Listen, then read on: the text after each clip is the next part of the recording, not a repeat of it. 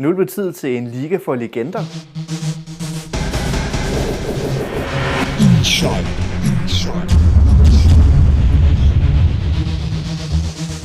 Som du måske har lagt mærke til, så viser vi helt eksklusivt i Danmark en e-sports dokumentar i 3 dele, der først handlede om StarCraft, så Dota 2, og nu handler den så om League of Legends. Men hvis du ikke har set de første 2 dele, så skynd dig hernede i beskrivelsen, der har vi links til del 1 og del 2.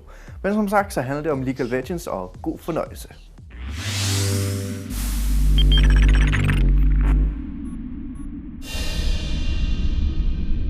This world is one planet of many different people. From the electric coast of Rio de Janeiro, passeio no shopping, cinema, boliche. A gente acha que assim os meninos eles ficam com vínculo mais forte e isso é muito bom pro time. to the technological haven of Seoul in South Korea, 감사하신 것 같아요. 항상 손편지도 써주시고. and the suburbs of California's Silicon Valley. He threatened to beat me up. And I was like, all right, dude, good luck. But for all of our differences, one thing unites us. All countries, together in a common enterprise. League of Legends.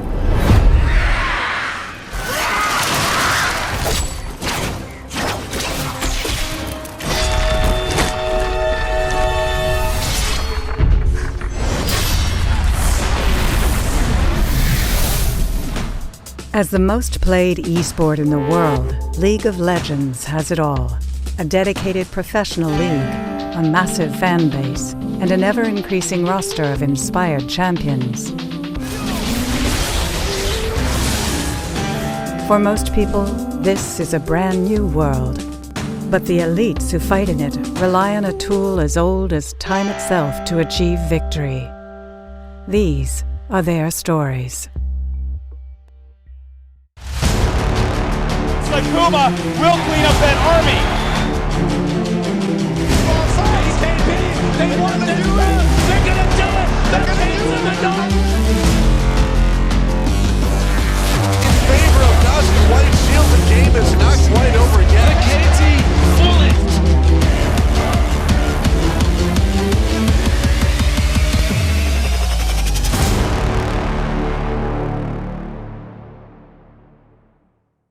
I was never really into traditional sports the way I was into video games. I don't know what it was, maybe playing Little League and getting hit in the face by a baseball just turned me off to the whole thing. But when I first heard about esports, it was when I was playing like Brood War and Warcraft 3, and I had heard about people like Boxer and these Korean pro gamers that like there were actually big tournaments around that. It was kind of hard for me to imagine what all that was like. And I never anticipated it being as big of a deal as it is now. South Korea has had gaming culture ingrained in their society for a long time, and it's a big thing there. So there's a lot more funding and a lot more training, and everything's a lot more serious. Everyone looks to Korea, and Korea they're really proficient in esports, so they always find the most effective way to play a game.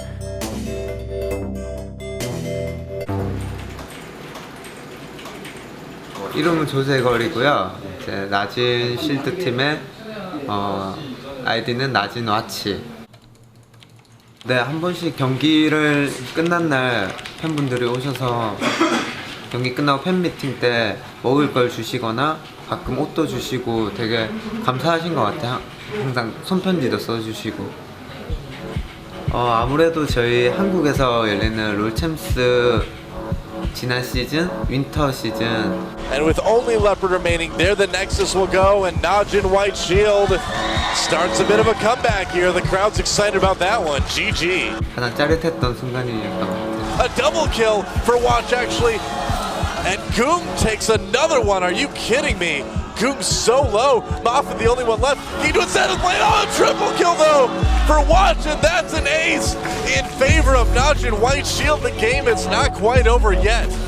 팀원 모두 5명이 좋은 경기력을 발휘할 수 있어서 가장 기뻤던 것 같아요. They're going for the Nexus turrets, and that is it. 유리야, 네. 너 게임 좀 들어가 줄래?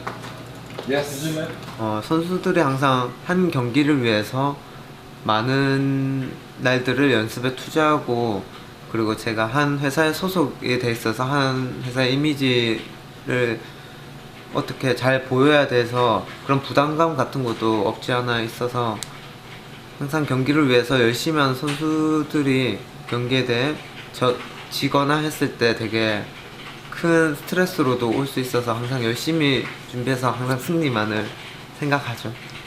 Whenever you are sitting there trying to succeed and you're dissecting everything, it's no longer just like, oh, let me hop into a video game after work. It's a lot of just consistent grinding out to get good in the practice. For the most part, the way I see it is when you're playing professionally, you have to take your game like a job, and you have to treat it like a job. You have to put in the work, efforts.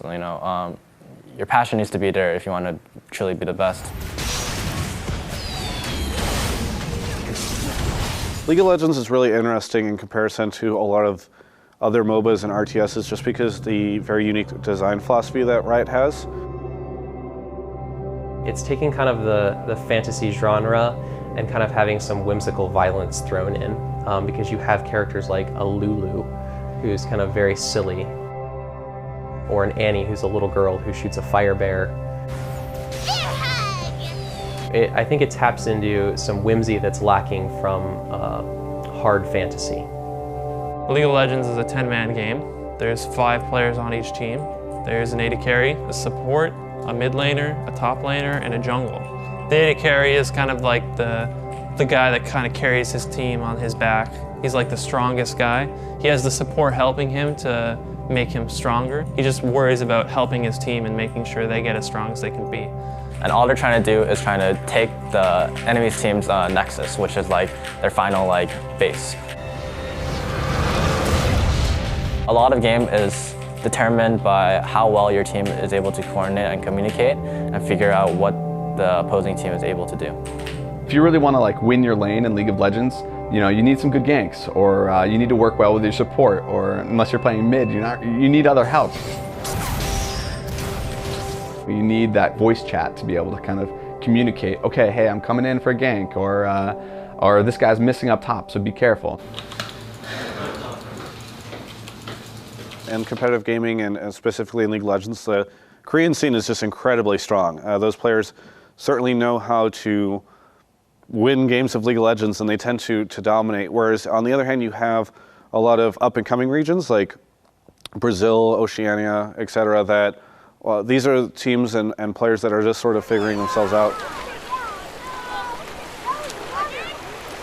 Eu gosto de dizer que a gente está muitos anos atrás da Coreia e de outros países da Ásia e Europa. Eu acho que precisa ter um pouco menos de preconceito e aceitação da imprensa. Para isso, assim a gente consegue crescer mais. In 2013, Brazil became the first country in South America to have an eSports gaming house, thanks to the tireless efforts of Pain Gaming. A nossa gaming house foi investimento muito arriscado da organização da PEN, porque foi a primeira no Brasil, a gente foi os pioneiros, a gente enfrentou muitos problemas por causa disso. Já está mais fácil, porém no passado eu tive que investir muito do meu próprio dinheiro, poucas pessoas acreditavam na ideia e foi difícil ter a aceitação das pessoas próximas de mim. Eu admiro muito o Pada, que foi o cara que criou não só a PEN LoL como a PEN.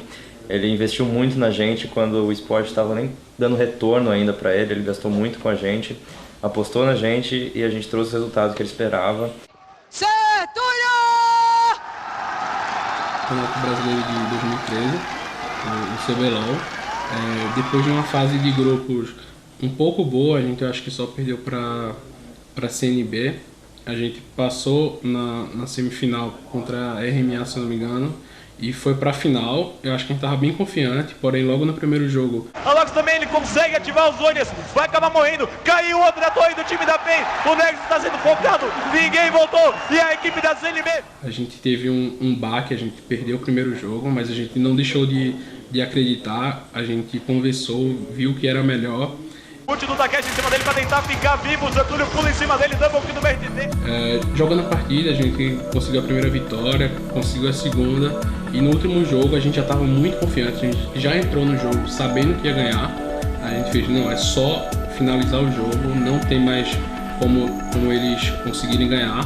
O Next está pelado e é GG! Vitória do time da PEN! Então, quando a gente conseguiu destruir o Nexus, a gente já estava todo mundo muito alegre na cabine, a gente estava querendo explodir, ir para fora, fazer alguma coisa.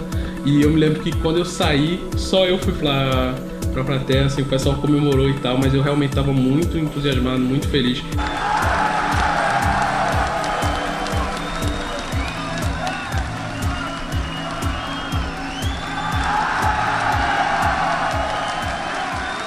De fãs que vão e torcem, a plateia é muito grande, o pessoal grita muito, o pessoal torce, o pessoal adora, dá pra ver na cara deles que eles amam o esporte tanto quanto a gente, isso me deixa muito feliz. Último aí, meu. Vai, meu! Com vergonha, quer pegar.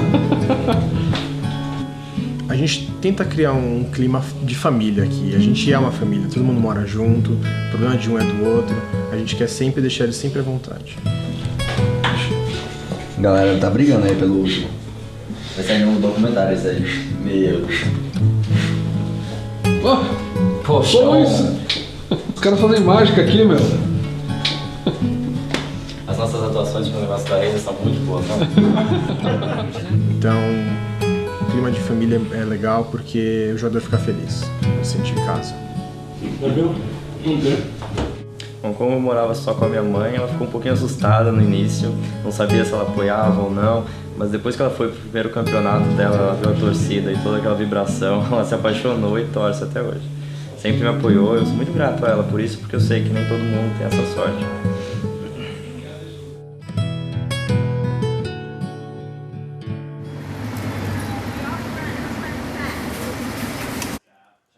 Two years before Pain Gaming even existed, North America's oldest team still active today was already winning championships. They were called Counter Logic Gaming. CLG started off as like a community, actually, and the community like evolved, and there was tons of CLG fans, and like there were tons of people in the community. We kind of put two and two together, and we're like, hey, let's make a team, and just call it CLG, and we'll kind of like fuse the two. Back when I was like leveling up my character in League, I just wanted to figure out how I can get better at this game. So I usually just look at like the best like professional players.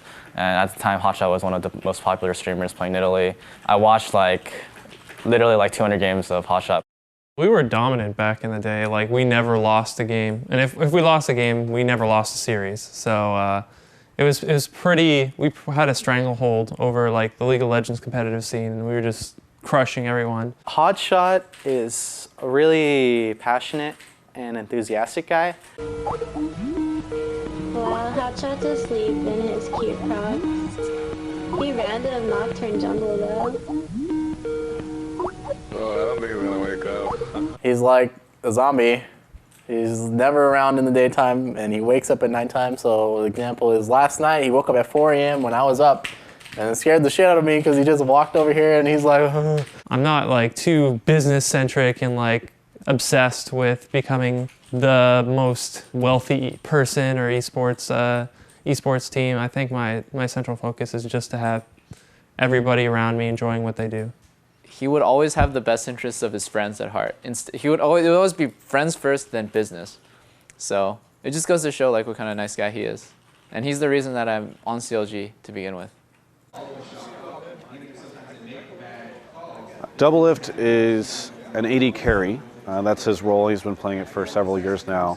His role on the team is to sort of be, most of the time, in the back line, doing a bunch of damage to the opponents, and really just showing up halfway through a fight, sometimes even, and just taking out a bunch of people and killing the opponents.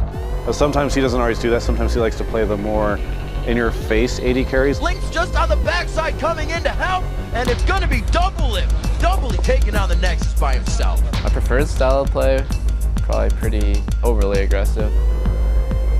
I don't like to sit back and do nothing. I like to make like really big plays. I like looking for the pentakills or looking for the sick 1v1, 1v2, 1v3. He flashes into safety and a kill on the yellow beat. Here comes that Guardian Angel. The 1-2-3, no, he misses it, but he shifts back in. Another 400 to go for double. Just getting a penta. Triple kill for this. The 1 kill, penta for double. Penta kill, double it. Wow, what a way to get an ace at the end of a 48-minute game. Generally, I want to make the big plays.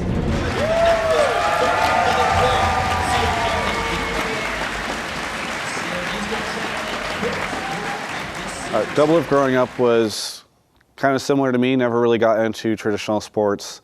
He comes from very traditional Chinese family who felt that he should go off and become a pharmacist or a biomedical engineer or something like that, and he just was always into gaming. Chinese culture, it's just about success. It's all about how much money you make, how, are you a celebrity, are you a doctor? Okay, good.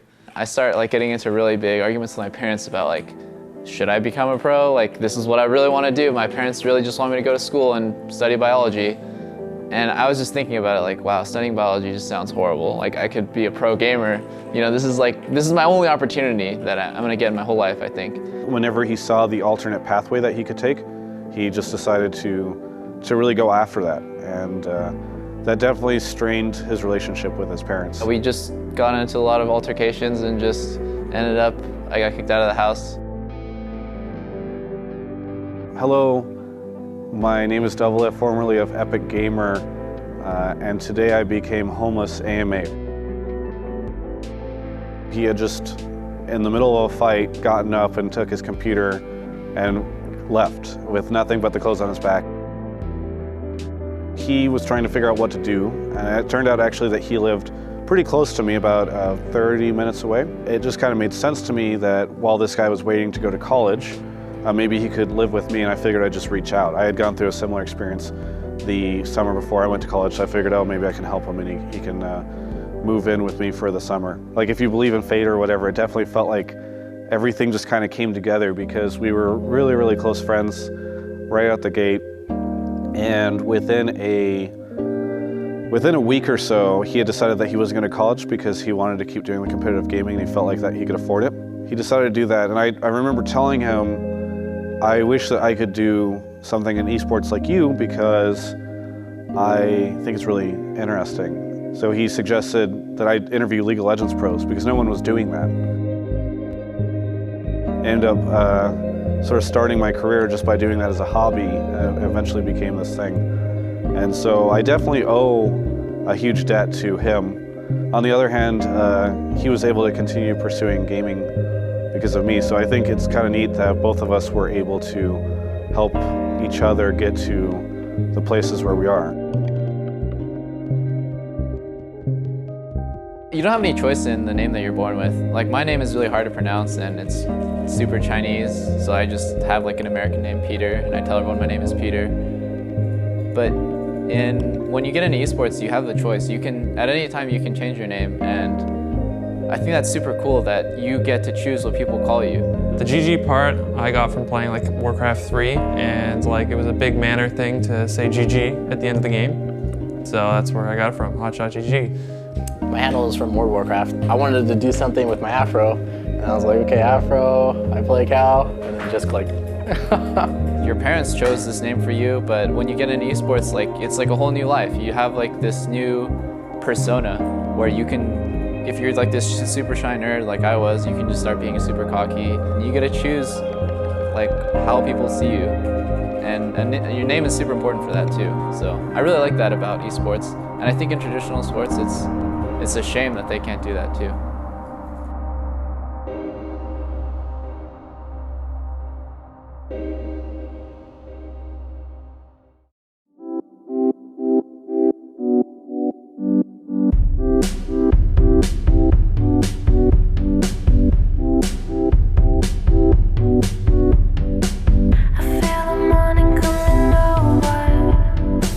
But if you stay, you can leave with me.